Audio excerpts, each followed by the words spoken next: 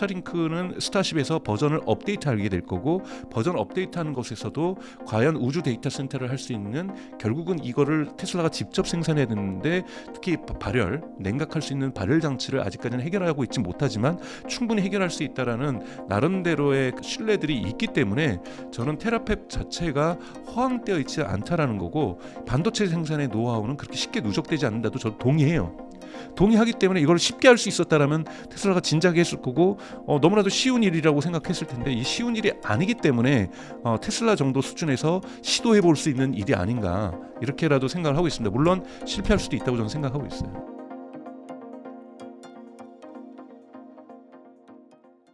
안녕하세요. 인터뷰 진행을 맡은 카프카입니다. 오늘은 강정수 박사님 모시고 AI 기업에 대해서 이야기 나눠보도록 하겠습니다. 박사님 안녕하세요. 안녕하세요. 네, 간단하게 인사 부탁드립니다. 벌써 제가 한 성경길 TV에 나온 지 한 1년이 넘은 것 같은데요. 저는 경제학으로 독일에서 공부를 하고, 그리고 이제 주로 테크놀로지가 시장에 어떤 영향을 미치는 쪽으로 연구하고, 테크 기업 관련돼서도 일을 했고, 지금도 블루닷 AI라고 하는 작은 스타트업 창업해서 열심히 일을 하고 있습니다. 그리고 공부도 열심히 하고 있고요. 그래서 네. 여러분들 통해서 이러한 기회가 와서 또 공부도 하게 됩니다. 그래서 저에게 너무나도 좋은 기회가 이 성경길 TV에 출연하는 거라고 생각하고 있습니다. 네, 감사합니다. 네. 최근에 이제 전쟁 이슈 때문에 주식시장이 사실 요동치고 있는데요. 테슬라의 4월 좀 어떻게 좀 예상하시나요? 네, 테슬라 4월 전체에 대해서 저는 먼저 결론부터 말씀드리면 모 아니면 도가 나올 것 같아요.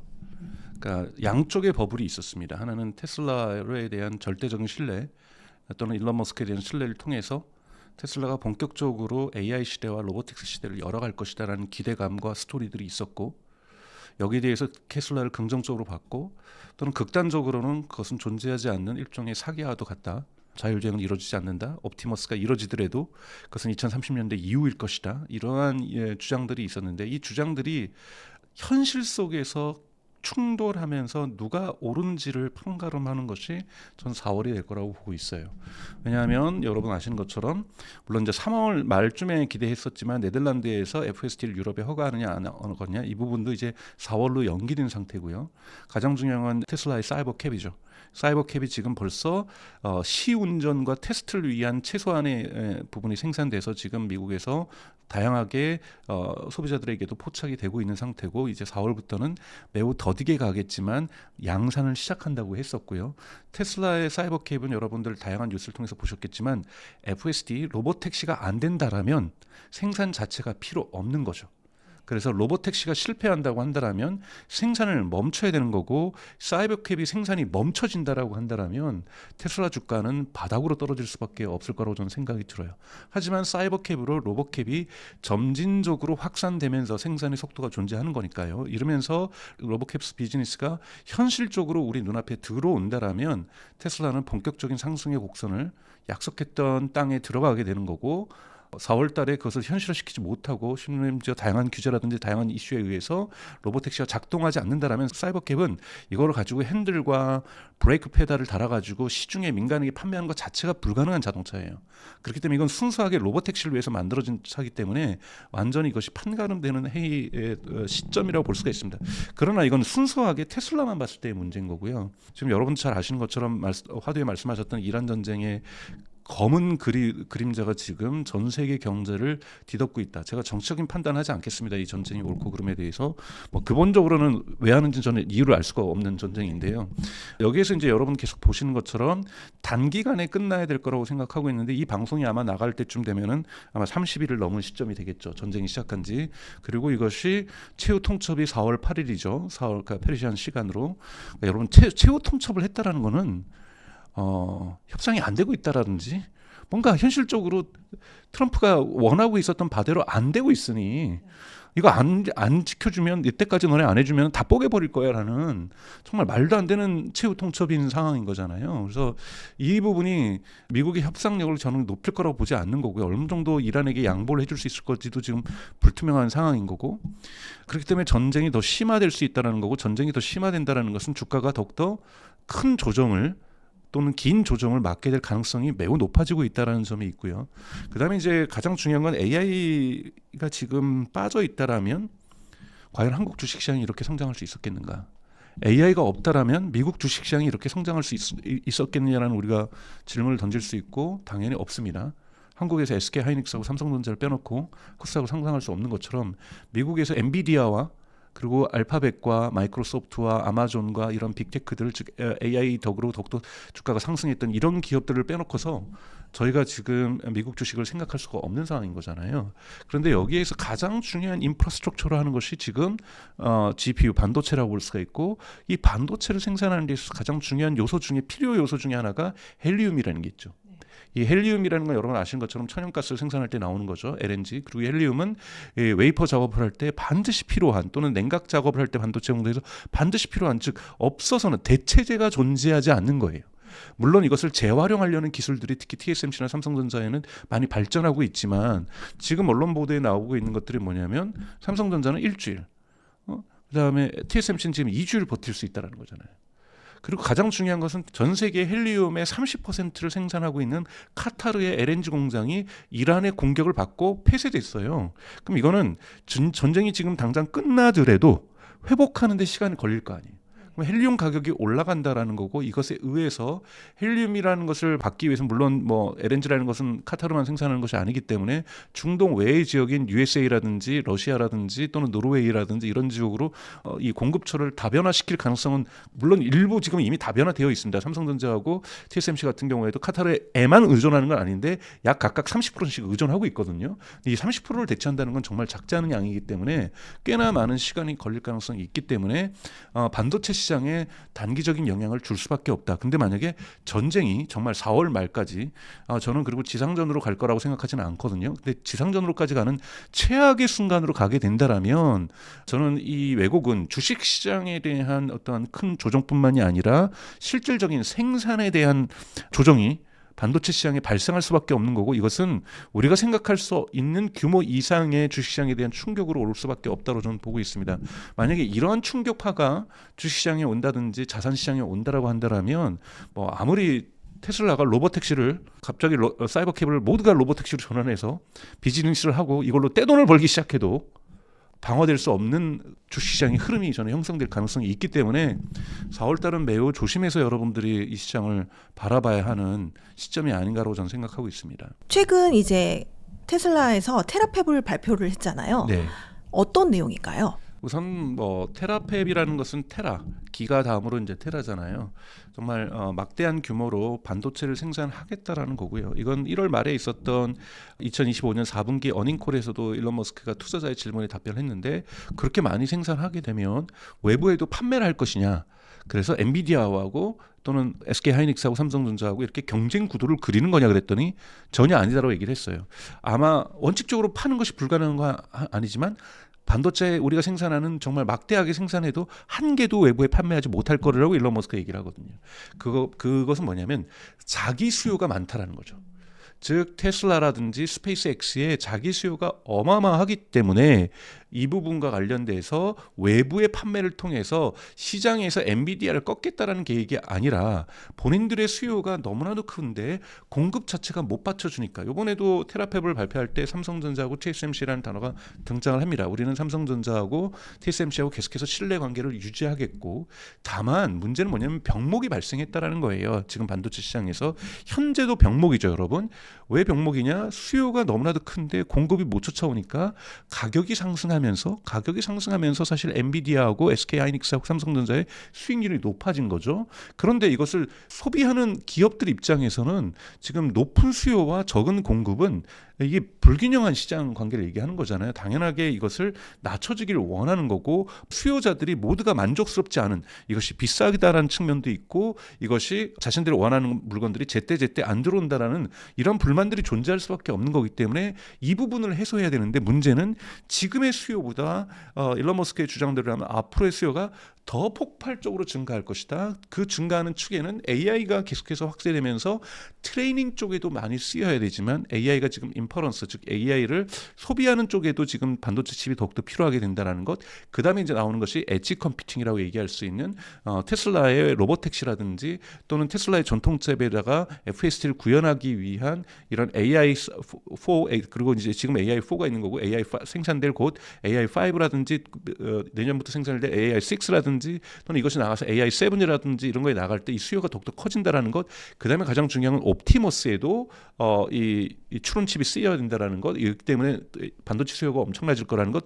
그다음에 이걸 다 합쳐도 결코 지금 스페이스X하고 테슬라가 조인트 벤처로 만들어서 만들려고 하는 우주 데이터 센터에 들어갈 양에는 아무것도 아닌 양이 될 거라고 얘기를 하면서 우주 데이터 센터에 들어갈 이러한 추론용 칩들을 위해서도 반드시 반도체 같은 경우에는 대량 생산돼야 되는데 현재의 생산량으로는 전체 앞으로 커질 것에 그림으로랑은 2%밖에 안 된다. 그러니까 앞으로 90%가 더 이상 커져야 된다는 거잖아요. 정말 말도 안 되게 필요한데 이것을 단계적으로 우리가 높여 나갈 건데 이것을 삼성전자나 SK하이닉스나 엔비디아나 TSMC가 그것에 맞게끔 생산량을 증대시켜주지 않는다라면 결국은 수요 과잉이 지속될 수밖에 없는 구조성을 띠고 있기 때문에 이 병목을 해결하기 위해서 테슬라가 직접 이 서플라이 체인에 있어서 이러한 수직 통합을 통해서 반도체 생산에 나아가겠다라는 것이 테라팹의 계획이라는 거고, 물론 여러분 이것이 그렇다고 해서 반도체를 강정수가 오늘 떼돈 벌어가지고 생산하겠다고 내일 생산할 수 있는 게 아니잖아요. 물론 지금까지 설계는 테슬라가 해왔습니다. AI3라든지 AI4, 그다음에 AI5, AI6 이런 설계 부분, AI6는 이제 설계가 시작되는 거고요. 이런 설계 부분을 해왔기 때문에 ARM이라든지 엔비디아처럼 설계 능력이 전혀 없는 건 아닙니다만 생산 능력은 제로거든요.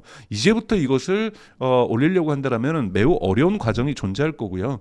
그리고 과연 그만큼에 대한 흔히 말하는 캐시플로우 투자금들을 어디서 확보할 것인가의 이슈도 있을 거고 결코 간단치 않은 그러한 도전이 될 거라고 저는 보고 있습니다. 네, 머스크는 사실 연간 1조 와트 생산을 목표로 했는데 이게 현실 가능할 거라고 보시나요? 아니, 물론 수치적으로 보면 불가능한 거죠. 그러니까 이거를 과연 생산할 수 있는 웨이퍼부터 시작해가지고 여기에서 노광 장비, 즉 ASMR의 노광 장비가 없이 테라팹은 작동하지 않거든요. 노광 장비 하나 만드는 리드 타임도 결코 짧지 않고요. 몇 년 걸리죠. 하나 주문하면. 그리고 이것도 벌써 주문이 다 밀려 있는 상태에서 과연 ASML이 노광 장비를 테슬라가 원하는 속도대로 받쳐줄지도 모르는 거고, 또 하나는 반도체 공장을 지을 수 있는 인력들, 이걸 운영할 수 있는 인력들, 이런 부분들은 결국은 삼성전자나 TSMC에서 빼와야 되는 거고, 그렇게 또 삼성전자나 TSMC가 인력을 그렇게 테슬라에게 갖다 줄 정도로 호락호락하거나 여유 있는 상황도 아니라는 거고, 갑자기 사람이 손오공처럼 후 분다고 해서 인력들이 늘어날 수 있는 것도 아닌 거고, 여기에 관련돼서 피 터지는 전쟁이 발생할 수도 있는 거고, 여기에서 많은 실책들이 발생할 수는 있습니다만 크게 봤을 때 이 방향성으로 가겠다라는 계획은 전 계획 자체가 잘못되어 있지 않다. 물론 모든 게 그렇잖아요. 계획은 결코 전략이 될 수 없는 거고 결국은 실행력이 중요한 건데, 이제 많은 사람들이 그나마 테슬라의 실행력을 의심하면서도 그러면서도 조금은 인정해주는 이유가 전기 자동차의 생산 능력이라든지 또는 결국은 성공한 4680 배터리의 건식 공정이라든지 또는 리튬 정제소라든지 또는 메가팩이라든지 이러한 에너지 저장 장치의 생산 능력이라든지 제조에 있어서의 노하우가 대단히 누적되면서 10년이 넘게 누적되면서 나름 대단히 높은 노하우들이 쌓여 있기 때문에 이 제조의 노하우를 지금 옵티머스라고 하는 로봇 생산으로도 확대하는 거고, 여기에서 필요하다라면은 부품 설계까지도 본인들이 직접 하고 있다라는 거고, 생산도 자기네들이 하고 있다라는 거고, 이런 부분들을 반도체까지도 확산할 수 있을 가능성이 높다라는 부분들, 또는 우리가 가장 중요한 우주 데이터 센터 같은 경우에는 스페이스X에서 스타쉽을 통해서 이걸 발사체를 지금 개발을 하고 있고 완성 단계 직전에 있다라는 거고, 여기 띄우는 스타링크도 여러분 테슬라가 생산을 하고 있습니다. 스타링크는 스타쉽에서 버전을 업데이트하게 될 거고, 버전 업데이트하는 것에서도 과연 우주 데이터 센터를 할 수 있는, 결국은 이거를 테슬라가 직접 생산해야 되는데 특히 냉각할 수 있는 발열 장치를 아직까지는 해결하고 있지 못하지만 충분히 해결할 수 있다라는 나름대로의 그 신뢰들이 있기 때문에 저는 테라팹 자체가 허황되어 있지 않다라는 거고, 일부에서 주장하는 것처럼 반도체 생산의 노하우는 그렇게 쉽게 누적되지 않는다도 저도 동의해요. 동의하기 때문에 이걸 쉽게 할 수 있었다라면 테슬라가 진작에 했을 거고 너무나도 쉬운 일이라고 생각했을 텐데 이 쉬운 일이 아니기 때문에 테슬라 정도 수준에서 시도해 볼 수 있는 일이 아닌가 이렇게라도 생각을 하고 있습니다. 물론 실패할 수도 있다고 저는 생각하고 있어요. 네. 반도체 설계에서 제조까지 6개월 걸리던 걸 이제 수주 단위로 압축하겠다는 전략을 전문가들 사이에서는 좀 불가능할 것이다 이렇게 보는 의견들이 좀 대부분인데 테슬라는 이게 어떻게 가능하다는 걸까요? 사실은 가능한 것도 원칙적인 방향성을 얘기한 거지 노하우라든지 특허를 지시한 건 아니에요. 그러니까 여러분 아시는 것처럼 테슬라라든지 스페이스X에서 경영 철학 일론 머스크가 내걸고 있는 가장 중요한 것이 중에 하나가 first principle이죠.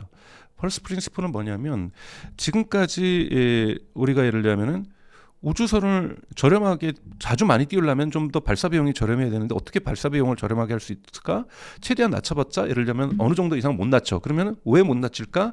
자, 지금부터 그러면은 발사와 관련된 모든 물리 법칙을 다 뜯어보자. 다 뜯어봐서 불가능한 것이 물리학적으로 불가능한 건지 물리학적으로 가능하다면 왜 못한 건지 이걸 다 뜯어봐서 새롭게 원칙을 만들어 나가자. 이것이 first principles이라고 하는 이 테슬라나 스페이스가 가지고 있는 방식이거든요. 아니 배터리 가격을 낮추려면 결국은 이 지금 습식 공정을 쓰고 있는데 이것이 엄청나게 큰 공간을 필요로 하고 여기에 큰 용광로가 필요로 하고 여기에 열을 대기 위한 엄청난 전기가 필요한데 이 비용만 낮추면 배터리 가격을 크게 낮출 수 있고 배터리 가격을 낮추면은 전기 자동차 가격이 내연기관보다도 훨씬 더 저렴해질 수 있다. 이런 원칙들을 가지고서 끊임없이 건식 공정의 과정들을 하는 거고 그러다 보니까 이번에 건식 공정을 성공하고 나서 1월 말에 있었던 공정에서 일론 머스크가 다시 건식 공정을 처음부터 다시 하라면은 우리 포기할 것 같다. 그만큼 어려웠다고 얘기를 하고 있거든요. 저는 건식 공정보다 어려운 것이 반도체 만드는 과정이라고 할 거라고 저는 생각이 들어요. 그래서 여기에서 그런데 항상 테슬라가 얘기하는 게 제조 공정, 프로덕션 프로세스. 여러분 이노베이션이라는 것은 혁신이라는 것은 결국은 자본주의 혁신은 단순한 거거든요. 동일한 아웃풋을 더 적은 인풋으로 만드는 것. 또는 동일한 인풋으로 더 많은 아웃풋을 만드는 것, 즉 자본주의 효율성이라는 개념이 산업혁명과 함께 등장했던 거고 이것은 결국은 기술 혁신이 만들어내는 거죠. 그래서 프로덕션 프로세스를 생산 공정을 혁신하는 걸 통해서만 이러한 효율성, 생산 효율성을 만들어낼 수 있습니다.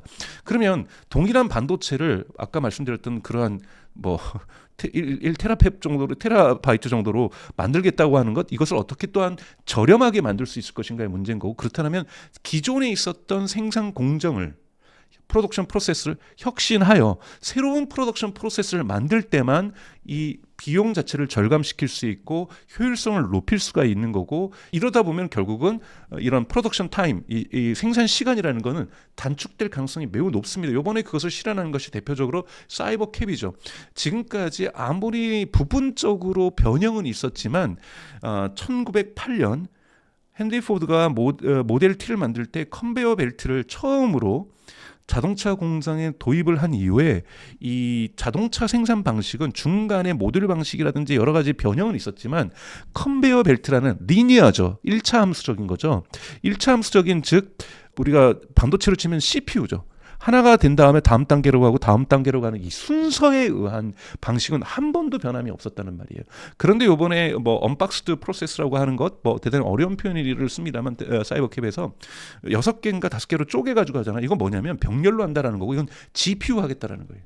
처음으로 120년 만에 자동차의 생산 방식이 CPU 방식에서 GPU 방식으로 변화하고 있는 거죠. 이러한 변화를 통해서 효율성을 높이는 거고 이 효율성은 생산 공장을 면적을 줄이고 생산 시간을 줄이고 생산의 비용을 줄이고 이 전체의 생산 효율성을 높여가는 것처럼 반도체 생산 공정에서도 제가 반도체 생산 공정에서의 전문성은 전혀 없습니다만 분명하게 이러한 부분을 시도하겠다라는 의지와 방향성의 천명 으로 시간을 단축하겠다는 것을 읽으면 됩니다. 거기에 실패할 수도 있어요. 그러나 아마 프로덕션 프로세스의 혁신 자체를 추구할 거고 여기에서의 결과는 첫 번째 결과는 프로덕션 타임의 축소에 있을 수밖에 없기 때문에 그러한 조금의 호언장담 같은 이야기를 하고 있지 않나라고 얘기할 수 있습니다. 네.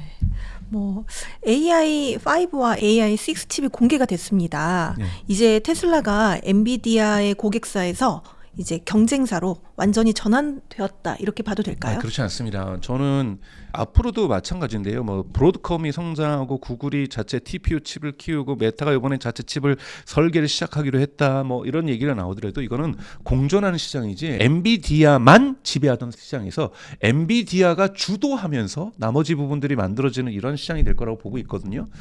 우선 첫 번째는 이번에 테라팹에서도 학습용에서는 지상에서는 엔비디아 칩을 쓰겠다고 얘기를 하고 있잖아요.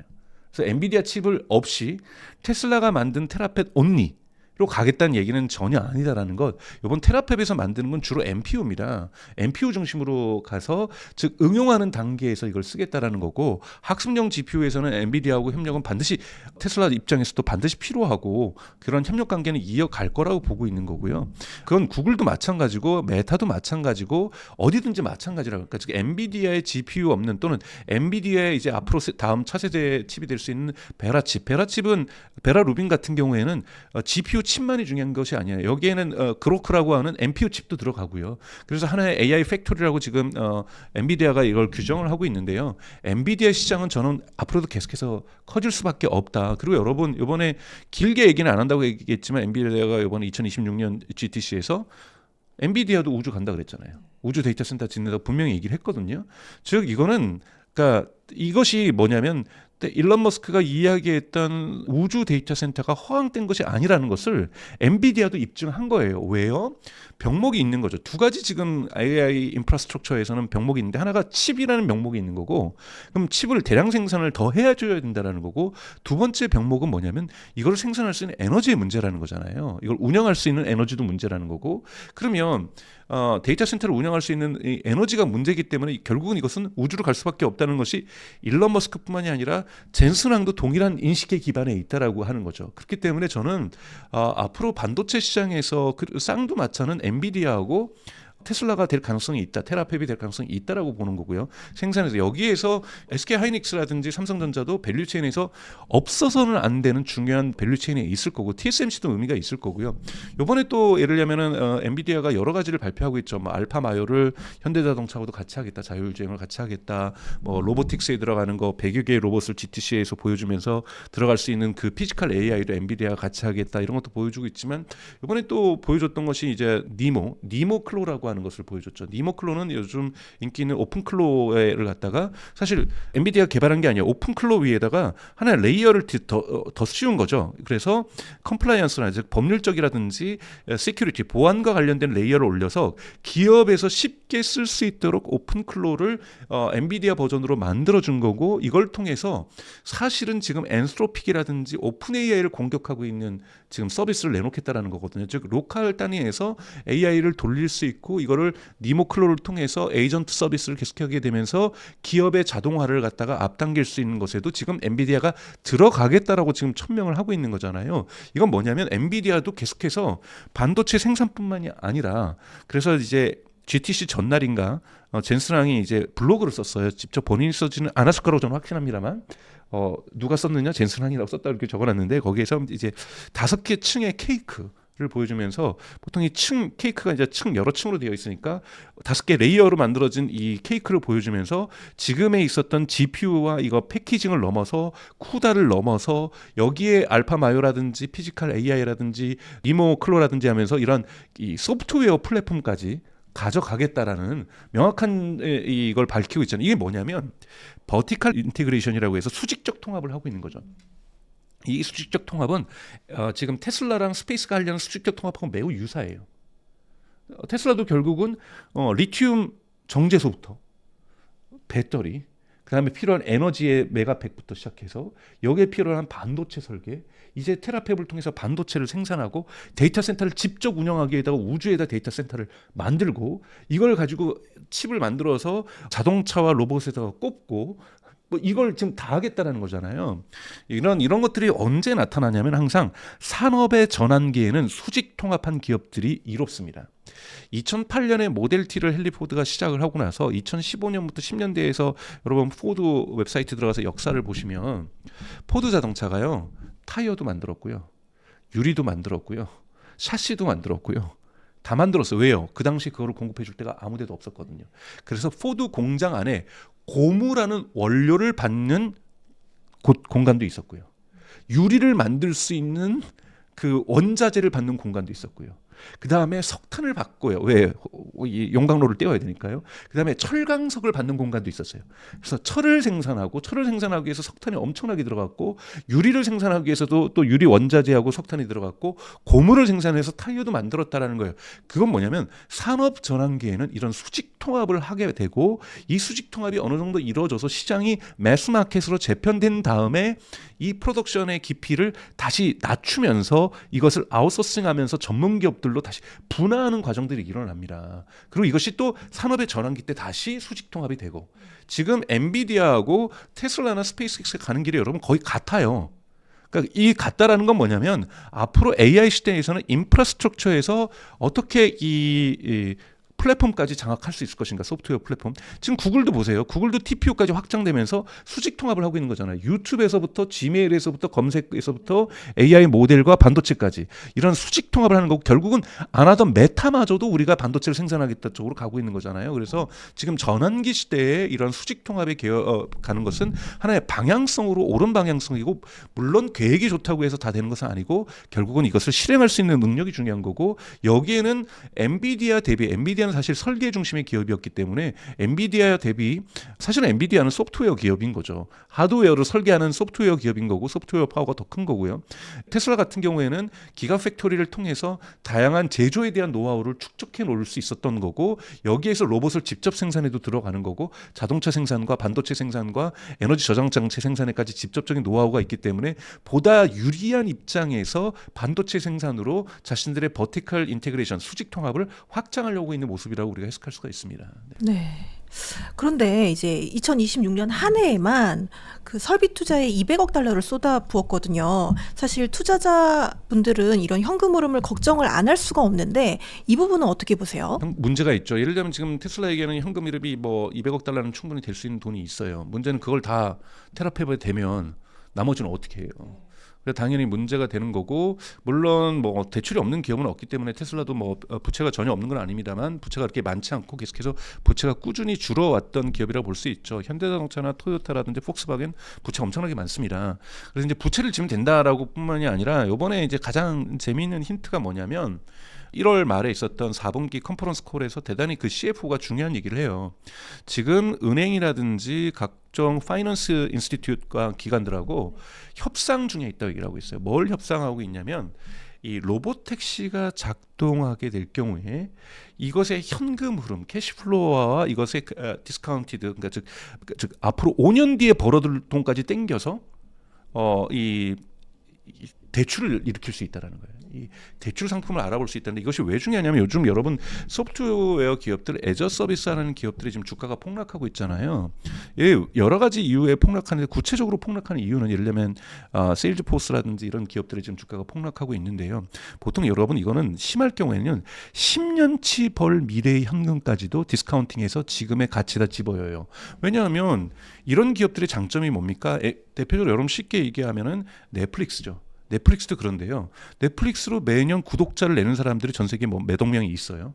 그럼 이 사람들이 뭐 첫 레이트, 즉 이탈률이 좀 있긴 하지만 새로 가입하는 사람들도 있고, 꾸준히 유지되면 3억 명에서 뭐 몇억 명이 지금 정확하게 수치는 기억 안 나지만 몇억 명에서 계속 매달 얼마씩 내줄 것이 10년 뒤에도 내줄 것 같아요. 그러면 10년 뒤에도 이 회사는 현금 이름이 있을 거 아니에요. 그럼 은행에서 이것을 디스카운팅이라는, 즉 인플레이션이나 이자율을 깎아가지고 이것이 현재 가치를 계산해요. 10년 전 거지도, 9년 전 거지도, 8년 이렇게 다 계산해버리면 어마어마한 돈이 현재도 있는 겁니다. 이거를 기본으로 담보로 해가지고 대출을 해주는 거죠. 이런 금융상품들이 존재하는 거고, 그리고 우리가 주가에도 이런 것들이 반영이 되는 거거든요. 이런 것들이 소프트웨어 기업들, 애저 서비스 기업들이 주가가 대단히 높게 평가될 수밖에 없었던 구조적인 이유였던 거고, 지금 이 부분들이 주가가 떨어지는 이유가 10년 뒤에는 이렇게 못 벌겠는데 지금은 벌어도, 지금은 분기 실적 좋아도, 2026년에는 떼돈을 역시 벌어도, 이것이 2027년엔 작아질 것 같고 2028년엔 더 작아질 것 같고 9년엔 더 30년 모르겠는걸? 이러면서 주가가 내려가는 거거든요. 즉 미래의 현금 흐름이 디스카운팅 되지 않고 미래의 현금 흐름 자체를 부정하게 되면은 밸류에이션이 기본적으로 붕괴되는 거잖아요. 마찬가지로 테슬라에겐 지금까지 없었던 건 뭐냐면, 자동차는 여러분 이게 잘 안 돼요. 왜냐하면 2030년에 몇 대 팔지 예측이 잘 안 되거든요. 근데 예를 들면 지금 만약에 FSD 구독자가 뭐 100만 명이 넘었다고 치니까 이번에 발표하면서 100만 명이 넘었으면 이 100만 명은 깔고 가는 거예요. 그럼 여기에 늘어나면 늘어났지 줄어들 거라고 보지 않는다라고 가정을 하면 계속해서 늘어나면 200만 명 되고 이게 500만 명 되고 1000만 명 되면은 1000만 명이 매달 내는 돈이 있는 거니 이거를 계산해 가지고 여기는 그거잖아요. 이 사람 우리가 여러분 은행 대출 받을 때도 여러분 은행 월급 얼마 갖고 오라 그러잖아요. 월급이 적으면 대출 많이 안 해주잖아요. 그리고 정년퇴직이 얼마 안 남으면 또 대출 많이 안 해주잖아요. 그럼 뭐냐면 이 사람이 앞으로 10년간 15년간 벌어들일 것에 대한 미래 소득에 대해서 계산을 해서 지금 대출을 해주는 거잖아요. 신용평가를. 기업도 마찬가지거든요. 그래서 지금 테라펩에 있어서는 첫 번째 것은 뭐냐면 로보택시를 통한 신용 창출이 되게 커질 거라는 것. 그것도 대단히 은행들이 매우 좋아하는 금융기관이 매우 좋아하는 미래의 확실한 매출 구조를 디스카운팅해서 대출을 해줄 거라는 거고요. 이제 또 하나는 저는 이제 계속되는 건 스페이스X가 상장된 이후에 저는 이제 구체적인 형태가 드러날 거라고 보는데 이제 스페이스X가 첫 번째 고객이 되겠죠. 이 조인트 벤처가 어떤 식으로 형성이 되든지 간에 우주 데이터 센터를 구매 약속을 해줄 수 있어요. 너 이 생산되는 거 어차피 이 생산되는 회사가 뭐 조인트 벤처들에도 이 데이터 센터를 운영하는 주체가 스페이스X가 될 수도 있고 지금 테슬라가 될 수도 있지만 지금 지상은 아마 테슬라가 되고 우주는 지금 스페이스X가 될 수가 있으니까 스페이스X가 예를 들면 선지급을 해줄 수가 있는 거죠. 이것 자체도 여러분 대단히 중요한 신용 흐름을 창출할 수가 있거든요. 이러한 다양한 금융 기법을 활용할 거라고 저는 보고 있습니다. 매출이 확실한 기업은 현금화 흐름이 현재적으로는 제한돼 있어도 미래의 현금 그러니까 창출이 확실한 쪽에서는 이것을 디스카운팅이라는 기법을 통해 가지고 충분히 자금을 조달할 수가 있습니다. 네. 그렇다면 이렇게 테라펩이 이제 머스크가 이야기한 대로 이렇게 순탄하게 진행이 된다면 이게 테슬라의 제조 단가를 이렇게 혁신적으로 낮추는 그런 강력한 한방이 될 수 있을까요? 뭐 많이는 아닐 거라고 저는 생각이 들어요. 계속해서 당장 돈이 들어가는 거하고 돈을 버는 거하고는 다른 거죠. 여러분 지금 오픈 AI가 지금 힘들어하는 거 있는 게 뭡니까? 9억 명이나 되는 사람이 지금 약 5%를 빼놓고는 다 무료로 쓰고 있는 거잖아요. 저희 어머니부터 시작해서 계속해서 질문해 대면 근데 지금 빨리 돈 버는 걸 마련했어야 되는데 오픈 AI가 돈 버는 걸 빨리 마련을 못했어요. 이게 저는 오픈 AI의 결정적 실수라고 봐요. 예를 들면 클로드 같은 엔트로피 클로드는 정말 요즘 1월, 2월, 3월이 진짜 폭풍같이 성장하고 있는데 여기는 고객들이 다 유료 고객밖에 없어요. 거의 무료 고객이 많지가 않아요. 그러면 그러니까 고객의 숫자는 오픈 AI보다 적지만 알짜배기 고객들이 계속해서 늘어나니 성장과 확장이라는 것에 대한 재무적 부담이 없습니다. 근데 과연 테슬라가 예를 들자면 AI5라든지 AI6를 지금 이래저래 SMC 뭐 TSMC랑 주문하고 삼성전자에 주문하면 거기도 이윤을 남겨야 될 거 아니에요. 거기 이윤 남기고 나면은 당연하게 테슬라가 한 $1,500 정도를 주고 만약에 지금 가정적으로 사온다고 하면은 우리가 만들면 한 $600 만들겠는데 2배 지금 마진을 남길 거 아니에요. 근데 이걸 근데 자동차 가격이 지금 전가시키고 있는 거거든요. 그럼 그것만큼 예를 들면 자동차 가격을 낮추겠느냐, 낮춘 만큼. 그래서 뭐 더 많이 팔리겠느냐, 또는 낮추지 않고 그냥 계속 가는데도 이윤율이 그만큼 증가하게 되냐는 이 가격 조정을 어떻게 할지에 대해서 아직 확신할 수가 없기 때문에 이것이 테슬라에게 직접적으로 큰 이익이 될 거라고는 지금 단언하기는 되게 어렵습니다. 다만 본인들이 시장을 확장하려고 하는데 지금 FSD가 그때쯤 되면 테라펩이 나올 때쯤 더 좋아져서 FSD 아마 16은 나올 거 아니에요? 진짜 다 산다. 허가도 막 유럽, 아시아, 뭐 중국, 한국도 다 나고 날개 돋친 듯이 팔려 나간다. 즉 이 마켓 사이즈가 커져야지만 유료 마켓 사이즈가 커져야지만 이거를 생산하고 있는 것에 대한 이익이 떨어지겠죠. 그래서 결국은 이렇게 생산하는 데 있어서 테슬라가 막대한 이익을 볼 수 있냐는 건 최종 상품이라고 할 수 있는 FSD의 완성도가 FS 16 정도는 테라펩이 작동될 때 가준다는 전제 조건에서 얘기를 드리는 거고, 만약에 지금 14로도 이렇게 훌륭한데 15, 16이 가가지고 정말로 자율주행을 우리가 생각하고 있는 것이 구현이 된다라고 한다라면 테라펩은 자동적으로 자동차가 팔리면 어떻게 타이어가 많이 안 팔리겠어요. 그리고 타이어를 직접 만들어서 조금의 원가를 아끼고, 그리고 타이어가 예를 들면 공급 부족이면 여러분 이번에 헬리움이 문제가 되는 게 뭡니까? 제가 초반에 말씀드렸던 헬륨 가스가 언제 우리가 겪었어요? 코로나 때 겪었잖아요. 반도체 칩이 그 작은 반도체 칩, 지금의 GPU에 비해서는 아무 의미도 없는 정도의 그 반도체 칩이 공급이 중단되면서 전 세계 자동차 공장이 멈췄잖아요. 부품 하나 없으면 자동차 공장이 멈추는 거예요. 그러면 테슬라가 생각하고 있는 로보택시의 확장, FSD의 확장, 옵티머스의 확장에서 삼성전자하고 TSMC가 물량 안 대주면 공장이 멈추는 거예요.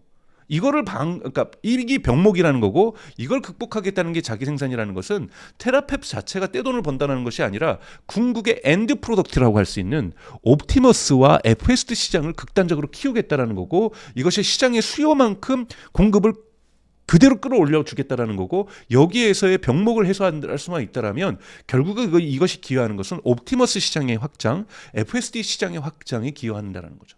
최근에 스페이스X IPO에 관심 있는 분들이 많으신데요. 머스크가 이제 스페이스X를 상장시키려고 하는 진짜 목적이 무엇일까요? 돈 벌기 위해서겠죠. 돈 벌기 위해서라는 건 뭡니까? 주식시장에 상장한다는 것은 외부로부터의 자금 순환이 계속해서 들어올 수 있는 통로가 마련된다는 거고, 그것은 자기 투자가 은행의 대출로만 안 될 때 우리가 상장을 통해서 이 주주들의 투자금을 통해서 새로운 사업을 펼친다든지 기존 사업을 확장할 때 쓰는 것처럼, 앞으로 우주를 가거나 뭐 중간에 이제 달을 간다고 지금 얘기를 하는 거고, 달 기지를 짓겠다라는 거고, 지금 또 우주 데이터 센터의 많은 부분은 달에서 쏘겠다라고 지금 얘기를 하는 거고, 다 공상과학 같은 얘기예요. 로봇이 가가지고 거기서 이 위성을 만드는 거고, 위성을 거기서 쏴서 데이터 센터를 연결하겠다라는 꿈과 같은 얘기인 거죠, 사실은.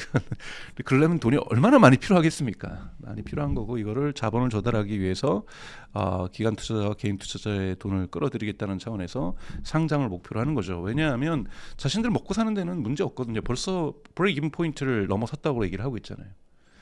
브레이크 이븐 포인트를 넘어섰다는 건 이제 손익계산이 넘어서가지고 지금 돈을 벌기 시작하고 있다는 겁니다. 그게 누가 돈을 벌어주고 있습니까? 스타링크가 지금 떼돈을 벌어주고 있다는 거고, 앞으로도 더욱더 큰 돈을 벌어줄 건데요.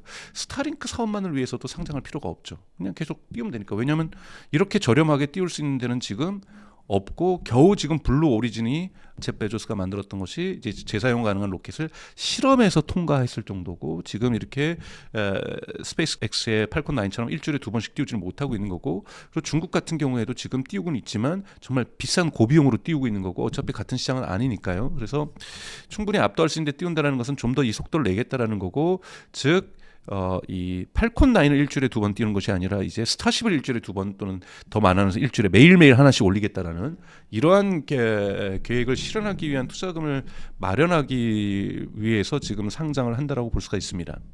뭐 스페이스X에 대해서 들어보신 분들은 또 많지만, 또 구체적으로 어떤 일을 하는지 또 잘 모르시는 분들도 계시거든요. 뭐 좀 설명해 주시면 어떨까요? 뭐 그래도 요즘 많이 관심이 있어서 우주 경제 네. 이런 데 많이 관심이 있으실 텐데요.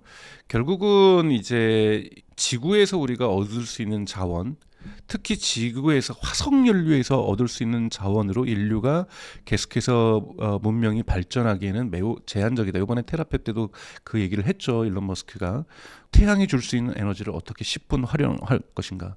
그것도 지구에서 태양이 주는 에너지마저도 우리는 10분 활용하고 있지 못하지만, 우주에서 태양이 주는 에너지를 좀 더 활용할 필요가 있다라는 거고, 우주의 다른 곳에서 있는 광물에서 얻을 수 있는 다양한 자원들도 존재할 수 있는 거고, 이렇게 해서 우주 경제로 확대를 해야 된다라는 거고, 이것을 할 수 있는 인프라스트럭처이자 도구가 스페이스X가 만들고 있는 재사용 가능한 우주선이 될 것이고, 여기에 이제 페이로드라고 하죠. 영어로 페이로드라는 것은 한 번에 실어 나를 수 있는 짐의 크기를 얘기합니다.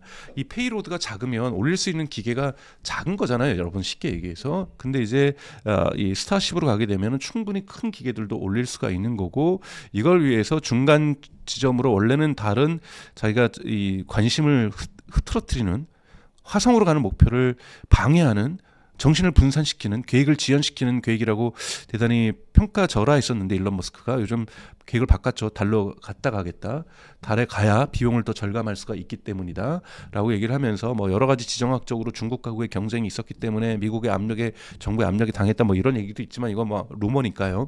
여하튼 이제 달을 통해서 이걸 확장하겠다라는 거고요. 이걸 하기 위해서 가장 스페이스X 하면 여러분 기억하셔야 될 것은 재사용 가능한 로켓을 만들었다라는 거. 지금까지 로켓은 일회용 로켓이었어요. 한번 쓰고 버리는 거였죠. 대단히 유명한 것이 1990년대 후반에 있었던 컨퍼런스에서 유럽연합에서 갖고 있는 나사와 같은 기구에 있는 수석 과학자가 토론회에서 사람들이 질문합니다. 왜 로켓은 재사용하지 않나요? 그랬더니 그 사람이 유명한 대답을 해요. 그럴 필요가 있나요? 저희는 돈은 신경 쓰지 않습니다. 그러니까 R&D 차원에서 연구소 집단은 돈은 신경 쓰지 않았기 때문에 굳이 뭐 우리가 재사용 가능 로켓보다는 어떻게 큰 물건을 올릴 수 있을 것인가에 집중했다라는 거예요. 근데 이걸 비즈니스로 바라보기 시작하면서 재사용 가능한 로켓이 있어야 더욱더 많이 띄울 수 있기 때문에, 그리고 한번 띄울 때 비용을 저렴시키면은 여기에서 올릴 수 있는 물건들, 위성들의 가격도 내려가는 거잖아요. 발사 비용이 하나당 발사 비용이 어차피 n분의 1로 할 텐데 저렴해지는 거니까요. 그러면 우주에 훨씬 더 많은 위성을 띄울 수가 있는 거고, 결국은 경제성이 중요하다라는 거죠. 이피션시가 중요하다라는 거고, 동일한 아웃풋을 어떻게 더 좋은 비용으로 낸다라면은 시장이 커집니다. 그러니까 우주의 시장을 키우기 위해서는 비용을 낮춰야 된다는 거고, 그걸 스페이스X가 했다라는 거고, 궁극에서 팔콘 9이 하고 있었던 거고, 팔콘 9의 가장 큰 문제점은 페이로드가 작다라는 것, 이 페이로드를 극단적으로 끌어올리는 헤비 부스터를 갖고 있는 스타쉽이 등장하게 됐다는 거고, 스타쉽은 아직까지는 R&D지만 목표를 하고 있는 건 올해 안에 이것을 상용화하겠다라는 거고, 이 상용화와 시점과 함께 상장을 하겠다라는 거고, 또 하나 이 스페이스X가 뭘 잘하냐면 재사용 가능한 걸 통해서 우주로 가는 로켓만 개발하기 위한 것이 아니라 이 개발 비용을 돈을 벌어서 하자. 그래서 만든 것이 스타링크라는 겁니다. 저궤도 위성이라고 하는 거죠. 지금까지 있었던 건 고궤도 위성이었습니다. 고궤도 위성이라는 것은 한번 땅에서 전파를 쏴서 올라갔다 내려오는데 꽤나 많은 시간이 걸립니다. 그러면 보통 우리가 레이턴시라고 하죠. 지연 시간이 매우 길어지면, 제가 예를 들자면 여기에 예를 들면 이거를 우리가 군사 위성으로 쓴다 그러면은 고궤도 위성의 단점이 뭡니까? 저기에 예를 들면 100m 앞에 탱크가 있어요. 있다라고 이것이 위성으로 쏴가지고 저 뒤에 있는 남해 쪽에 있는 경상남도에 있거나 전라남도에 있는 군사기지에 알려줘요. 저쪽 위에 임진강 위에 탱크가 하나 움직이고 있습니다. 그래서 발견했어. 그럼 저기다가 대포를 하나 쏘도록 하세요라고 명령을 때려주면 그 사이에 얘가 이동해서 없는 거예요. 그러니까 그런 지연 시간이 생기는 거죠. 근데 이 저궤도 위성을 사면 레이턴시가 크게 줄어듭니다. 그래서 우리가 지금 5G 통신을 하듯이 할 수가 있는 거예요. 그러면은 저게 탱크가 발견돼서 바로 전달해주면 바로 공격 명령이 나오면 그 사이에 탱크가 움직여봤자 10m라는 거예요. 그러니까 그걸 움직일 걸 또 추론해서 미사일을 쏘게 될 거니까 충분히 타격 확률이 높아지는 거죠. 이런 레이턴시를 줄이는 것이 저궤도 위성이라는 거고, 레이턴시를 줄여야만 우리가 인터넷을 할 수가 있는 거고, 모바일 인터넷을 할 수가 있습니다. 그래서 저궤도 위성을 한다니, 문제는 뭐냐면 저궤도 위성은, 고궤도 위성은 멀리서 보니까 여러분, 제가 커버리지 땅이 넓잖아요. 여러분 높은 데 가서 보면 멀리 보이잖아요. 낮은 데 가서 보면은 앞에만 보이잖아요. 자, 그건 저궤도 위성도 마찬가지예요. 커버리지가 매우 작아요. 고궤도 위성은 정말 몇 개만 띄워놓으면 지구를 커버할 수 있어요.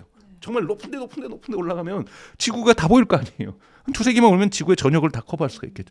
저궤도 위성은 내려오니까 그냥 서울, 예를 들면은 한 지역밖에 못 비치는 거예요. 그러면 여러 개를 촘촘히 띄워놔야 서울을 다 커버하고 지구를 커버하겠죠. 그래서 무진장 많이 띄우는 거고, 지금 약 7,000개에서 8,000개 정도 띄어 있는 걸로 알고 있어요. 이 저궤도 위성을 100만 개까지 띄워 올리겠다. 목표가 100만 개예요. 그래야 우주 데이터 센터가 작동합니다. 우주 데이터 센터도 저궤도예요. 우리가 그거를 주로 MPU에 쓴다라는 거는 우리가 AI에게 물어보면 AI가 답변해 줄 때 위성에서 해주겠다라는 거거든요. 그러면 고궤도에 있으면 안 되잖아요. 저궤도에서 지금 100만 개를 띄우겠다는 거고, 100만 개를 띄우면 지금 8천 개를 띄우는데도 지금 팔콘 9이 일주일에 2번 띄는데 그중에 한 번은 이걸로 띄웠는데, 100만 개 띄웠으면 이 슈퍼 헤비 부스터를 가지고 있는 스타쉽이 매일매일 올라가도 다 안 되기 때문에 우주에서 달에서도 쏘겠다라는 거잖아요. 이러한 계획을 갖고 있는 게 스페이스 X라고 할 수가 있습니다. 네. 이 스페이스 X와 XAI의 합병, 그리고 최종적으로 테슬라와의 합병 소리 좀 돌고 있는데, 가능성이 있는 시나리오라고 우선은 보시나요? 말씀하셨던 것처럼 XAI, 즉 XAI는 두 가지 기업으로 만들어져 있습니다. 하나 이제 과거에 이제 일론 머스크가 트위터를 인수했었고, 이 회사의 이름이 X.com으로 바뀌었고, 또 2023년에 일론 머스크가 오픈 AI에 대응하기 위해서 AI 모델을 만드는 기업을 만들었죠. 그것이 X.AI. 이것이 X.AI가 X.com을, 트위터를 인수했습니다. 그래서 하나의 회사가 됐고, 올해 1월에 발표를 했죠. 스페이스 X가 다시 X.AI를 인수하는 것으로. X.AI는 대단히 큰 데이터 센터를 가지고 있습니다. 콜로서스라고 하는 데이터 센터를 크게 가지고 있고요.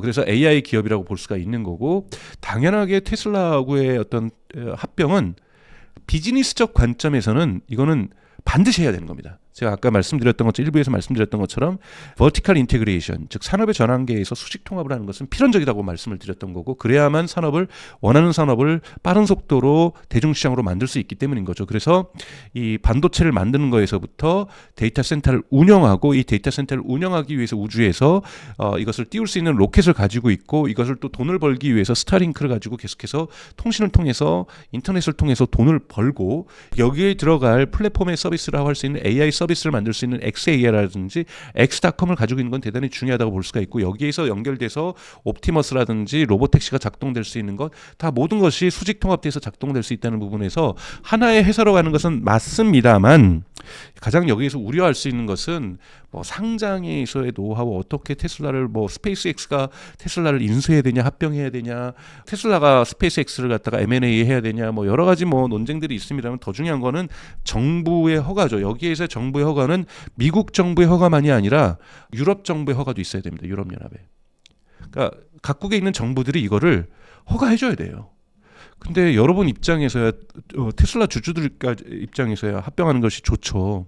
뭐 희석화되겠다. 그런 걱정하실 필요는 없는 것 같고요. 제가 보기에는 입장에서야 좋을 수 있지만 정부 입장에서 보면은 너무 큰 기업이 나타나는 거잖아요. 네.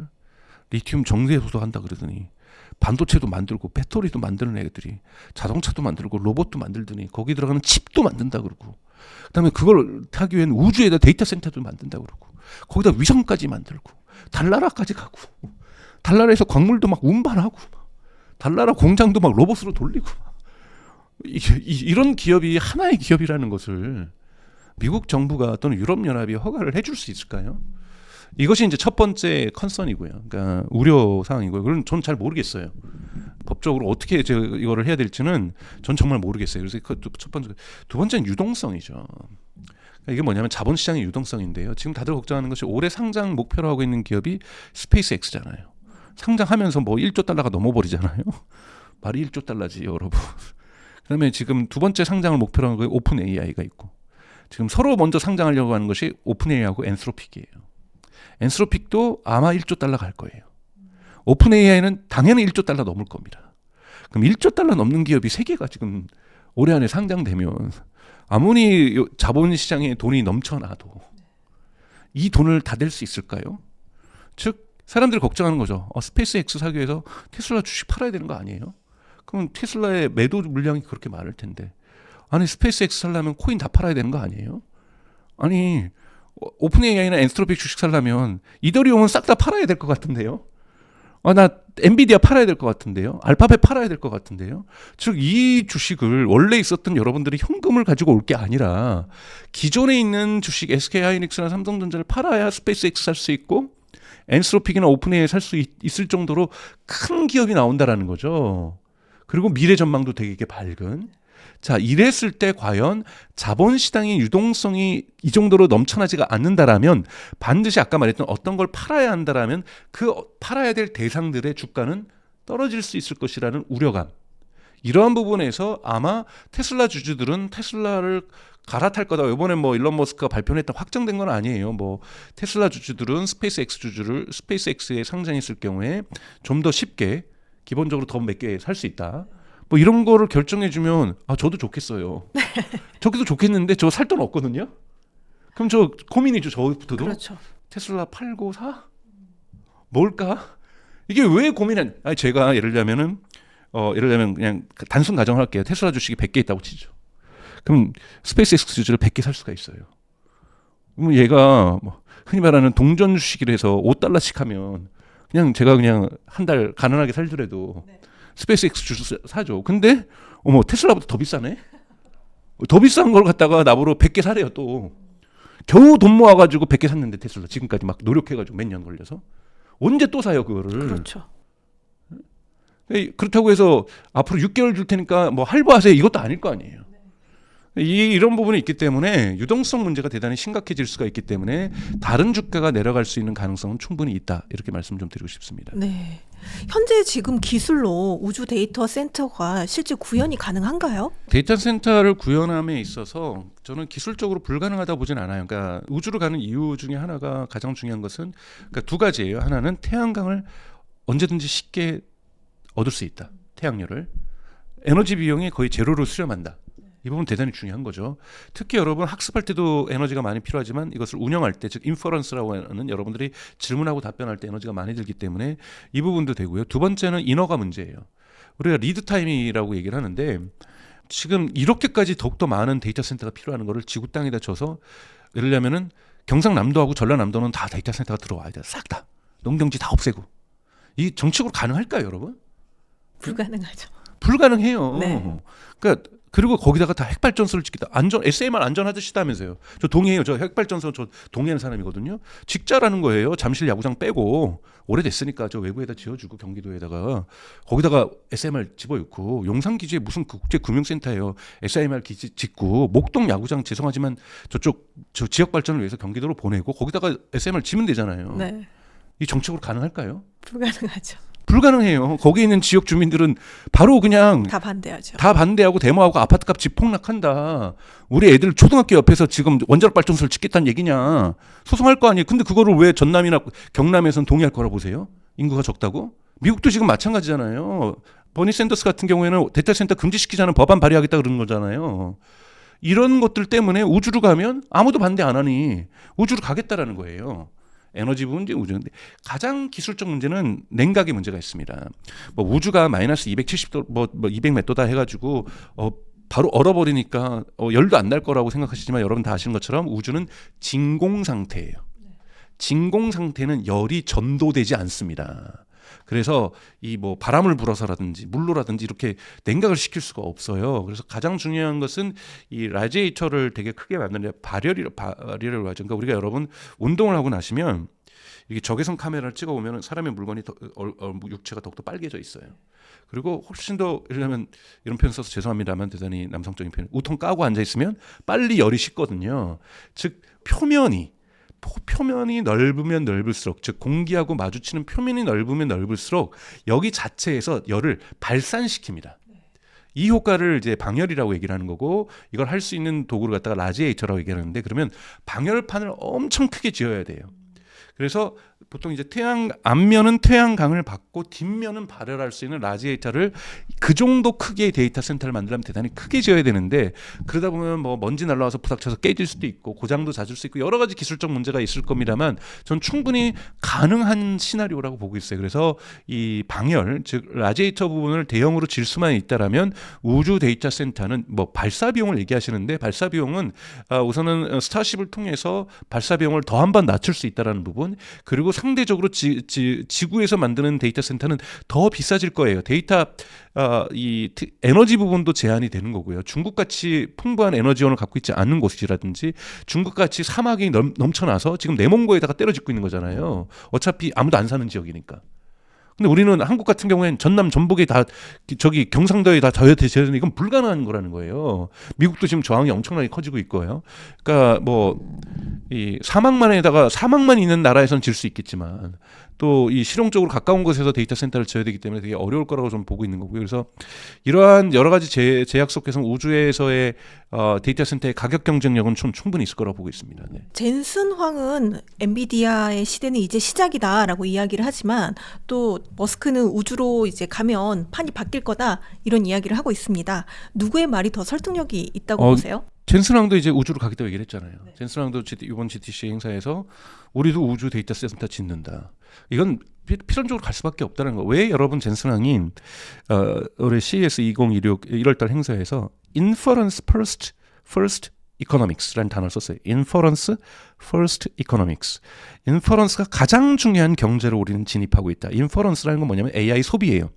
지금까지는 AI 학습이 중요했다라면 AI 소비가 지금 챗GPT도 9억 명이니까요. 이게 10억 명, 20억 명 되고 클로드 쓰는 기업이 전 세계 막 60%, 70% 되고 나중에 100%까지 가고 제미나이 쓰는 사람들이 그냥 다 쓰고 이 비용이 어마어마하다라는 거예요. 인퍼런스 비용이. 지금 AI 경제가 풀지 못하는 건 뭐냐면 여러분 디지털 경제는 한 개 생산 비용이 0으로 수렴했어요. 한 개 생산 비용이 0으로 수렴한다는 건 뭡니까 여러분? MS 오피스 만들 때 처음엔 엄청나게 돈이 들지만 이거를 10,000명이 쓰나 10만 명이 쓰나 100만 명이 쓰나 카피 앤 페이스트를 하기 때문에 요즘은 CD로도 굽지도 않기 때문에 그냥 파일 복사해서 주면 되잖아요. 다운로드 받으면 되잖아요. 그러니까 즉 고객이 늘어난다고 해서 비용이 늘지가 않아요.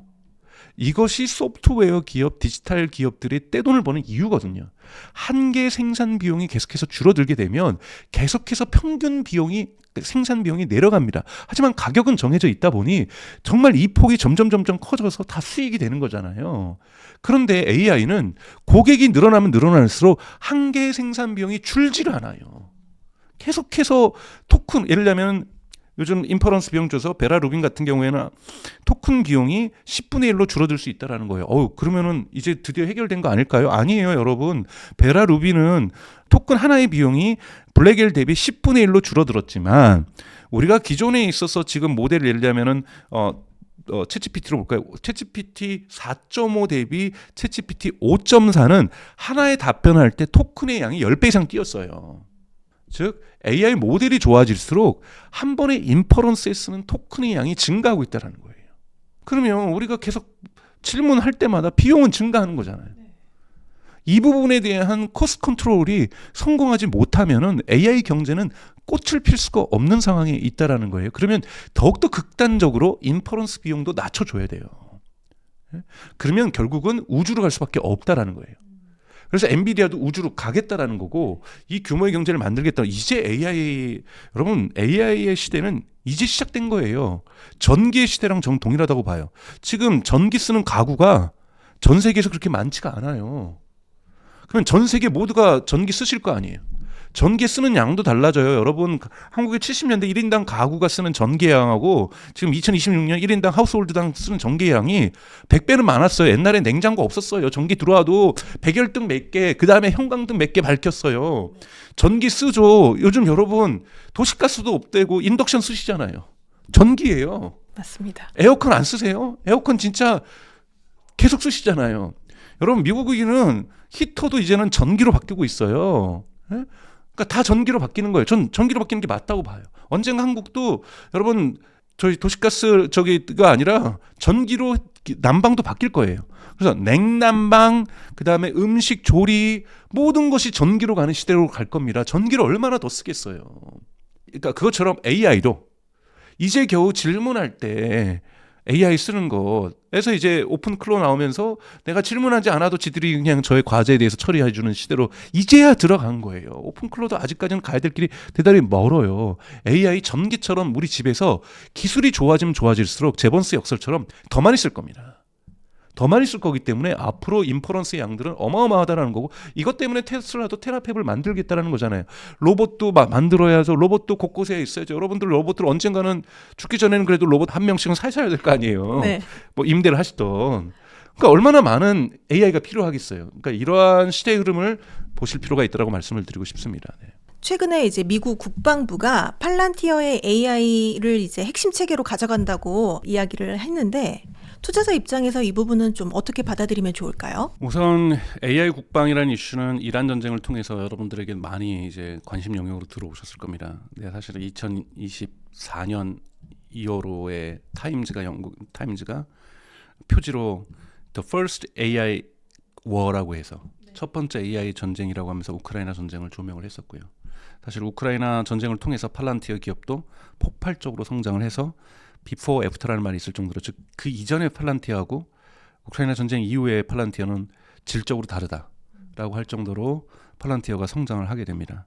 아마 이번 이란전을 통해서도 팔란티어는 성장할 거라고 봅니다만 지금도 지속되고 있는 우크라이나 전쟁이 팔란티어의 성장에 가장 큰 밑거름이 됐다라고 볼 수가 있습니다. 근데 이제 이번 AI 전쟁은 이제 미군이 직접 주도하는 전쟁에서 AI를 본격화하다 보니 AI 전쟁이라는 것이 나왔고 또 반격을 하는 이란에서 드론이라는 것들을 자살 드론이라는 것을 우크라이나 전쟁에서 여러분 우크라이나 쪽도 자살 드론 사용하고 있고 러시아도 자살 드론 사용하고 있고 심지어는 북한의 김정은도 자살 드론 쓰겠다고 지금 공언하고 있는 이런 상황인 거고요. 이런 자살 드론이라는 것 즉 가미가제 드론이라고 합니다. 또는 원웨이 드론 즉 한 번 가서 돌아오지 않는 그래서 원웨이 드론 또는 가미가제 드론 뭐 이런 식의 표현들을 쓰고 있는 것들에 대해서 새로운 방산 기업들이 지금 이 방위 산업이 근본적으로 변화를 하고 있는 거고 AI 부분에서 지금 팔란티어가 대단히 중요한 플랫폼으로서 미군에게 작동을 하고 있다.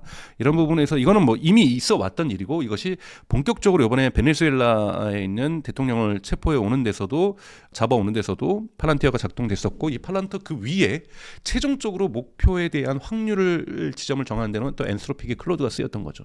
그래서 엔트로픽의 클로드가 쓰이는 이렇게 해서 AI 부분들이 많이 작동이 됐었고 그리고 드론을 그 자살 드론은 한 대가 운영되는 게 아니라 대단히 수험 때를 이용해서 작동되기 때문에 왜냐하면 가다가 격추될 수 있기 때문에 여러 대를 보내거든요. 이런 부분에서 그것들은 AI로 운영이 됩니다. 그래서 여러 가지 방면에서 AI가 대단히 중요한 전장에 있어서 되게 도구가 되고 있다는 부분에서 이번에 AI 전쟁이라고 얘기를 하는 거고 여기에서 팔란티어에 대한 조명은 더욱더 팔란티어는 더욱더 많은 조명을 받고 있다고 볼 수 있습니다. 네. 사실 이제 잠깐 말씀해 주셨지만 트럼프가 엔트로픽의 AI 기술 사용을 이제 중지시켰잖아요. 네. 그럼에도 불구하고 이번 이란 전쟁에서 사용이 됐는데 이유가 뭘까요? 우선 엔트로픽은 2024년부터 미국 국방부에 일을 해왔어요. 오픈 AI도 해왔고요. 구글도 하고 있고요. 아마존도 하고 있고요. 마이크로소프트도 하고 있고 메타도 심지어 하고 있습니다. 그래서 미국 국방부하고 미국의 빅테크들은 계속해서 협업을 바이든 행정부 때도 해왔고 트럼프 행정부에서 더욱더 강화되었습니다. 특히 1월달 같은 경우에는 엔트로픽은 떨어졌지만 이 드론을 갖다가 음성으로 조정하는 이러한 이 공고가 있었어요. 업체들이 이제 지원해서 신청하는 엔트로픽도 신청했었다가 떨어졌거든요. 1월달에. 그래서 계속해서 국방부하고 일을 해왔었는데 엔트로픽은 대외적으로 대단히 양심적인 기업으로 이제 마케팅을 잘하고 있죠. 그런데 이제 워싱턴 포스트에서 보도를 한 거예요. 베네수엘라의 마두로 대통령을 잡아오는데 최종적으로는 엔트로픽의 클로드가 쓰였다. 이게 기업적으로는 타격을 받잖아요, 이미지적으로. 그리고 직원들한테 할 말도 없고 면목도 안 쓰고 우리는 안전을 생각하는 이러한 부분이라고 생각을 했었는데 그리고 본인들이 느꼈던 거예요. 이란 전쟁에서도 타겟을 여러분 이란 전쟁이 2월 말에 시작됐지만 타겟은 1월 달부터 또는 작년부터 계속해서 추적하고 있었겠죠. 그래서 클로드가 하는 게 뭐냐면 타겟의 확률을 정하는 거예요. 예를 들면 이란의 그 정치 지도부가 종교 지도부가 A라는 지점에 머무를 확률을 87%. B라는 지점에 머물 확률 75%, C라는 정확률 60몇 %. 이것이 다이나믹하게 계속 변하겠죠. 이걸 계속 추적을 해주는 거예요. 그러면은 여러분 한 군데만 폭탄을 떨어뜨리지 않습니다. 세 군데 다 떨어뜨립니다. 그래서 이걸 쓰이는데 본인까지 쓰였다 하면 이거는 베네수엘라 대통령은 데려오는 죽이지 않는 데 쓰였지만 이란 같은 경우 사람을 죽이는 데 쓰이는 거잖아요. 여기에서 이미지에 큰 훼손이 있을 거라고 생각하고 본인들은 그럼 안 하겠다라고 빠져나오게 된 거고 트럼프가 그래 감히 그럼 우리 너네 금지시킬 거야. 즉 연방정부에서는 쓰지 않을 거야. 근데 그 법이 지금 소송 중에 있고 지금 1차 소송에서는 일방적으로 금지하려고 적용하려는 국방부의 그것에 지금 제동이 걸린 상태예요. 근데 이거 여러분 통과되면 이게 무서운 것이요. 연방정부에 납품하는 것에 불가능 업체로 꼽히면요.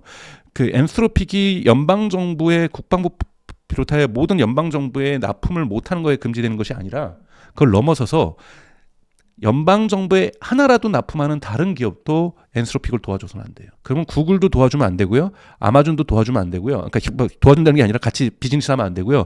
엔비디아도 GPU 하나도 엔트로픽에 팔 수 없어요. 기업을 고립시키는 거네요. 완전 죽이는 거예요. 여러분 만약에 그것이 정말로 통과되면 엔트로픽은 역사적으로 사라집니다. 그 정도로 강경하게 지금 맞서고 있는 건데 아마 타협을 하지 않을까. 법원에서도 어느 정도 지금 중재를 하고 있는 걸로 알고 있고요. 그래서 지금 그러한 전개가 현재 이루어지고 있다고 볼 수가 있습니다. 그렇다면 이런 엔트로픽을 대체할 후보 어디라고 보세요? 저는 뭐 제미나이도 할 수 있고 X.AI의 그 그록도 할 수 있고 오픈 AI도 할 수 있기 때문에 큰 차이 안 나. 어차피 여러분 대단히 도덕적으로 문제가 될 거라고 좀 보고 있는데요. 100% 확률로 그 그록도 추적하지는 않아요. 이런 기술들이 사실은 이스라엘이 하마스를 지도부를 공격하는 데 쓰였거든요. 그때 프로그램 이름은 가스펠이라는 이름이었어요. 되게 아이러니하죠. 그걸로 해서 뭘 하냐면 AI가 거기에 이제 엔트로픽이나 오픈 AI나 뭐 이런 것들이 이제 섞여서 쓰였다고 얘기를 하는데요. 물론 팔란티어가 기본적으로 제공했습니다만 하마스 지도부가 있는 위치를 찍어주면 지도부 같은 경우에는 주변에 민간이라는 표현하지 않아요. 다른 사상자가 100명까지 나도 여기 타겟이 있다라는 게 확률적으로 나타나면 공격을 했어요. 그리고 구성원, 하마스의 그냥 구성원, 지도부가 아닐 경우에는 10명으로 축소시켰어요. 그러니까 즉 확률이 100%가 아닌데도 다른 민간인이나 다른 사상자가 죽을 수 있음에도 불구하고 폭격을 했다라는 거잖아요. 마찬가지예요. 이번 이란에도 마찬가지. 그러면 클로드가 나가면 클로드가 그러면 확률 87%로 뽑았어요. 오픈 AI가 들어왔더니 확률이 82%네. 그래도 폭탄을 쏩니다.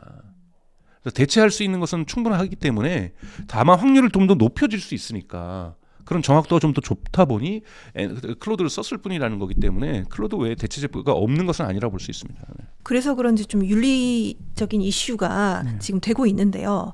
이런 좀 흐름을 막을 수 있는 그 기술 진화로 보시나요? 아니면 정치와 규제가 개입해야 될 좀 위험 구간이라고 보시나요? 그러니까 정치가 개입을 해야 됩니다. 근데 두 차원에서 개입을 해야 되는데 우선 유엔 차원에서 뭐 이런 개입들은 계속 있어 왔어요. 그러니까 최종 명령은 인간이 내려야 된다.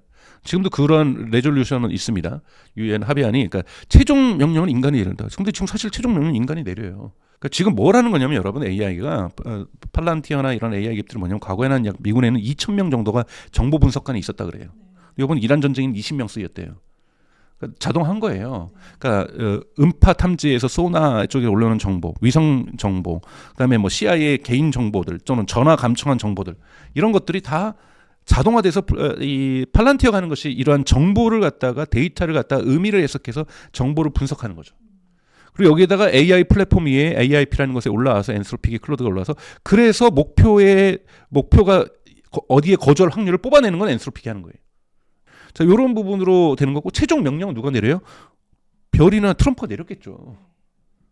그러면 이것이 유엔의 합의를 벗어난 것이냐? 안 벗어난 거거든요. 최종 명령은 인간이 했기 때문에 즉 자동으로 그러니까 유엔이 말하는 거는 로봇계가 자동으로 총 쏘는 걸 반대하는 거예요. 로봇이 가지고 총 기관장 막 다다다다다 우리가 영화에 봤 이거 반대하는 거예요. 그건 로봇이 최종 명령을 내리는 거니까. 하지만 그 로봇에 내가 멀리서 원격으로 명령 줬어 그러면 대단히 애매한 거거든요. 그래서 이 부분에 대해서 사실은 국제적인 기준을 어떻게 마련할 것인가. 여기에서 가장 중요한 것은 확률적 타겟팅. 근데 이것을 또 뭐라 그럴 수가 없는 것이 그러면 한국 전쟁 때 6.25 때는 북한에서 남한에 포 쏘고 남한에서 북 쏠 때는 확률로 계산 안 했을까요? 했겠죠. 저기 그러면 100% 김일성이 있는 확률이 있는데 우리가 왜 안 쐈겠어요? 50%만 돼서 쐈을 거예요. 정말로 판단하기가 어려운 문제라는 거예요. 그리고 힘의 관계. 중국은 싫어. 왜 미국은 마음대로 일어나는데 우리도 한번 대만에 한 번만 써보고 우리는 금지하면 안 돼? 부터 시작해가지고 왜 지들은 마음대로 하는데 우리는 한 번도 안 써봤는데? 뭐 이렇게 나올 거 아니에요. 그래서 대단히 어려운 힘의 관계에 있다라는 거고 이게 한 축인 거고요. 그래서 저는 분명히 있어야 될 거라고 생각합니다. 두 번째 축은 이제 엔트로픽이 제기하는 AI는 핵무기처럼 위험하다는 논리예요. 그러면서 자꾸 칩을 규제해야 된다. 그래서 엔비디아 칩을 중국에 수출하면 안 된다. 이번에 다보스 포럼에서 다모데이가 나와서 그 얘기를 했거든요. 그러면서 북한에다가 이건 마치 북한에다가 핵무기 수출하는 거랑 똑같다. 그러니까 AI를 핵무기라고 보는 거잖아요. 그러면 AI를 왜 민간 기업이 만들어요? 핵무기를? 여러분 전 세계 민간 기업에서 핵무기 만든다는 거 보신 적 있으세요? 없습니다. 없어요. 네. 그렇게 위험한 것을 그럼 국가가 국유화하는 것이 정당화된다는 얘기예요. 이거 국유화할 수 있어요, 법으로요. 전략적으로 위험한 것은 미국은 언제든지 국유화할 수 있습니다. 한국도 국유화할 수 있어요. 왜냐하면 예를 들면 네이버가 만드는 AI가 북한에 누출되면 북한에서 우리를 공격해가지고 대한민국을 다 말살시킬 수 있어요. 바로 국유화해야죠. 이거를 갖다가 민간 기업이 관리하는 것, 민간 기업의 대표가 마음대로 이거는 쓸 수 있고 이번에 안 쓰고 다음번에 쓸래요. 이거 어떻게 괜히 정해요? 그 사람은 왜 국가가 집니까, 여러분? 국가는 책임도 져요. 누가 우리가 위임했습니까, 국가에게? 우리 국민이 위임한 거잖아요. 선거를 통해서 위임한 거고 권력을. 그 권력을 잘못 쓸 경우에는 탄핵을 통해서 권력을 뺏어오는 거잖아요. 그런데 민간 기업을 우리가 그럼 어떻게 주고받아요? 국민이 할 수 있는 게 아니잖아요. 국가가 국민에게 위임받은 국가가 기업을 지배할 수 있는 건 매우 정당합니다. 그래서 지금 이 논의는 대단히 민감한 논의를 저는 엔트로픽이 하고 있다라는 거고 그런 차원에서 대단히 큰 논의들이 전쟁 이후에도 AI와 관련돼서 진행될 수밖에 없는 국면으로 가고 있다고 보고 있습니다. 박사님께서는 원래도 이렇게 팔란티어 기업에 대해서 굉장히 좋은 네. 가능성을 좀 많이 이야기해 주셨는데 지금도 그 견해는 변함이 없으신가요? 그러니까 기업의 성장에서 볼 때는 저는 앞으로도 커질 수밖에 없는 기업이라고 생각이 들어요. 그러니까 이렇게 제가 말씀드렸던 우크라이나 전쟁을 통해서 이 온톨로지 기술을 극단적으로 끌어올렸다라는 거죠. 그래서 팔란티어는 전쟁이뿐만이 아니라 이러한 전쟁에서 성숙한 이러한 데이터의 마이닝 기술을 이 온톨로지 기술을 지금 민간에도 지금 집어넣고 있고 한국도 지금 HD 현대라든지 오스카라든지 그 바카스 만드는 곳, 하여튼 여러 군데에서 지금 다 갖다 쓰고 있잖아요. 점점 이것은 늘어날 거라고 저는 보고 있고, 그래서 커머스 시장에서의 성장률이 매우 좋기 때문에 저는 팔란티의 성장 가능성은 지금보다도 더욱더 있다고 보고 있어요. 근데 이제 뭐 주식 투자하실 때 윤리적인 판단 하신 분들은 안 하시는 게 좀 맞다고 생각하고요. 그래서 그러니까 그거는 이제 개인의 판단의 문제라고 저는 전적으로 생각이 듭니다. 그래서 커머셜 부분에서의 성장률을 좀 더 보셔야지, 거버먼트 쪽의 영역만 보게 되면 전쟁이 끝나면은 다시 줄어들 거 아니야. 뭐 이러한 전제 조건을 가질 수가 있기 때문에 그렇지 않다. 팔란티어는 커머셜에서의 성장률이 더 크다라는 말씀을 좀 드리고 싶습니다. 네. 그렇다면 팔란티어 같은 해외 AI 기업 외에 우리가 좀 주목해야 될 국내 AI 기업이나 밸류체인이 있다면 무엇이 있을까요? 저는 무조건 SK 하이닉스하고 삼성전자라고 생각이 들어서 두 개의 주식을 갖고 있지 않습니다만, 당연히 추천드리는 이유는 앞으로서 AI 시장이 커지면서 그 격동이 있을 겁니다. 다양한 격동이 있을. 예를 들면 지금 오픈 AI하고 엔트로픽의 대결. 저는 오픈 AI가 쉽게 지지 않을 거라고 보고 있는데 질 수도 있어요. 근데 이들이 지건 아니건 AI 시장 커질 거거든요. 그럼 가장 안전한 것은 엔비디아하고 SK 하이닉스하고 삼성전자라든지 여기에 반도체 인프라스트럭처, 즉 금이 나왔어요. 금강을 캐고 있는 거잖아요. 거기에 삽과 곡괭이가 지금 엔비디아가 만드는 거 설계했고 TSMC가 제작하고 있는 GPU란 말이에요. 그 곡괭이에 나무 자루를 대고 있는 것이 SK 하이닉스하고 삼성전자인데 그 자루 계속 필요할 거 아니에요. 기계도 성능도 좋아지고. 그래서 구글에서 퀀트를 만들어서 메모리를 좀 더 적게 쓰는 거, 당연히 그래야죠. 앞으로도 더 메모리는 적게 쓰려고 노력할 거예요. 그래야 이 커지는 시장을 견딜 수 있습니다. 효율성, efficiency는 앞으로 더욱더 좋아질 겁니다. 인프라스트럭처에. 계속해서 메모리를 적게 쓸 거고 계속해서 GPU를 적게 쓰기 위해서 최대한 노력을 다할 거예요. 이것이 젠슨이 얘기했던 인퍼런스 퍼스트 이코노믹스, 즉 인퍼런스 비용을 어떻게 낮춰줄 것인가, 어떻게 하면 반도체 비용을 낮춰줄 것인가, 그래서 그 이외에서 AI 기업들을 어떻게 꼽히게 할 것인가.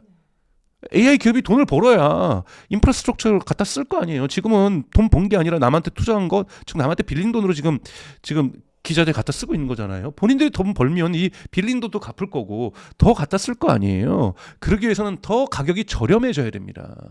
효율성이 더 좋아져야 된다는 거고 마진율도 떨어질 수 있다는 거고. 그래서 이러한 것을 전제로 한다면 가장 중요한 인프라스트럭처를 만들고 있는 기업에 투자하는 것이 맞습니다. 격가지가 아니라. 네.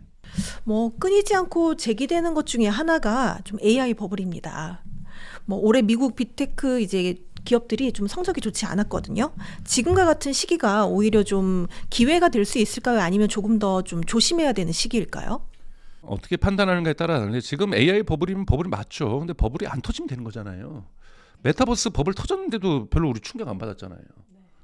여러분 몇 년 전만 해도 메타버스 안 하면 나라가 망하는 줄 알았어요. 근데 터졌어요, 사실은. 심지어는 메타라고 이름도 바꾼, 페이스북에서 메타로 이름 바꾼 메타에도 담당하고 있는 리얼리티 랩도 해체했어요, 최근에. 메타버스 완전 접은 거예요. 그래도 경제에 끄떡 없잖아요. 그런데 AI 버블은 저는 메타버스의 무용론 때문에 메타버스는 터졌다라면 AI는 AI 무용론 때문에 터지지 않을 거예요. AI는 전기와 같이 반드시 필요한 기술이고 적도 확대될 거라고 보고 있습니다. 그런데 중간에 주식시장의 버블이 터질 수 있어요. 주식시장의 버블이 터지는데, 즉 산업의 버블이 터지는 것이 아니라 주식시장의 버블이 터지는데, 예를 들자면 그것이 저는 에너지 가능성이 높다고 생각이 들어요. 즉 데이터 센터는 짓는데 에너지가 그때그때 공급이 안 되면 데이터 센터의 건설을 지연시킬 거 아니에요. 건설이 지연시킨다는 것은 그 해에 그 달에 그 쿼터에 필요한 GPU가 덜 필요하다라는 거고, 그러면은 TSMC가 생산되는 것이 생산 과잉이 발생할, 공급 과잉이 발생할 수 있는, 극단적으로 따지면, 또는 수요와 공급이 균형을 맞추는, 그럼 가격이 내려간다는 거잖아요. 이것이 엔비디아에게 미칠 부정적인 효과를 한번 생각을 해보세요. 분기별 실적 발표인데 다음 달 가이던스에는 우리가 성장률을 0으로 봅니다. 전혀 안 판다는 게 아니라고요. 성장률이 0입니다. 내년 다음 분기에도 요만큼 팔 거예요. 그래도 주가는 폭락할 겁니다. 그거는 에너지의 병목이 발생해서고요. 두 번째는 지금 헬리움 같은 병목이죠. 헬리움 같은 병목이 만들어서 지금 AI 경제는 계속 꼽히고 있지만 AI 필요성은 계속해서 하지만 이걸 받치기 위한 데이터 센터를 짓는 게 지연된다라고 한다면, 반도체 공급이 지연돼서, 그러면 삼성전자나 SK하이닉스의 매출이 줄어들 거 아니에요. 엔비디아의 매출이 줄어들고 TSMC의 매출이 줄어들 거 아니에요. 이 기업들의 매출이 줄어든다고 여러분은 그냥 쉽게 상상해 보세요. 주가에 어떤 영향이 있겠는가. 그냥 블랙 프라이데이, 블랙 먼데이 해가지고 에브리데이 블랙데이일 거예요. 정말 끝없는, 그러니까 정말 암흑 같은 시기가 저는 올 수 있을 거라는 거고, 이것은 주식 시장의 버블이 터질 거라고 저는 보고 있는 거고요. 그래서 그럴 가능성 분명하게 여전히 전혀 없는 것이 아니라 존재하고 있다로, 특히 이것이 이란 전쟁을 통해서 더욱더 가속화되고 있다고 볼 수 있습니다. 네. 오늘도 소중한 시간 내주셔서 너무 감사드리고 마지막으로 성공의 진심인 구독자분들께 한 말씀 부탁드립니다. 지난달에 왔을 때 저는 이렇게 전쟁이 오래 갈 거라고 생각하지 못했거든요. 네. 지난달 찍을 때 여러분 영상 보시면 알겠지만 전쟁은 곧 끝난다. 끝나고 나서의 어떠한 시장에 대해서 제가 되게 장밋빛으로 그렸는데 지금 얼굴이 막 어두워져가지고 전쟁이 더 갈 것 같으세요. 뭐 이런 얘기를 하고 있어. 근데 또 뭐 다음 주에 끝날 수도 있죠. 극적인 합의를 할 수도 있는 거고. 그러니까 이건 뭐냐면 불확실성이 커지고 있다는 거고 예측하기 되게 어려운 시장이라는 겁니다.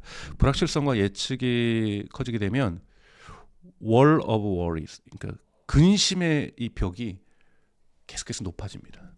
근데 여러분 주식시장에서 가장 중요한 것은 이 근심의 벽을 넘어서는 거거든요. 이 걱정의 벽. 근데 이거는 공부밖에 없습니다. 네. 거기에 이 성장길 TV가 되게 중요한 역할을 한다는 말씀을 좀 드리겠습니다. 네. 오늘 감사드립니다. 고맙습니다.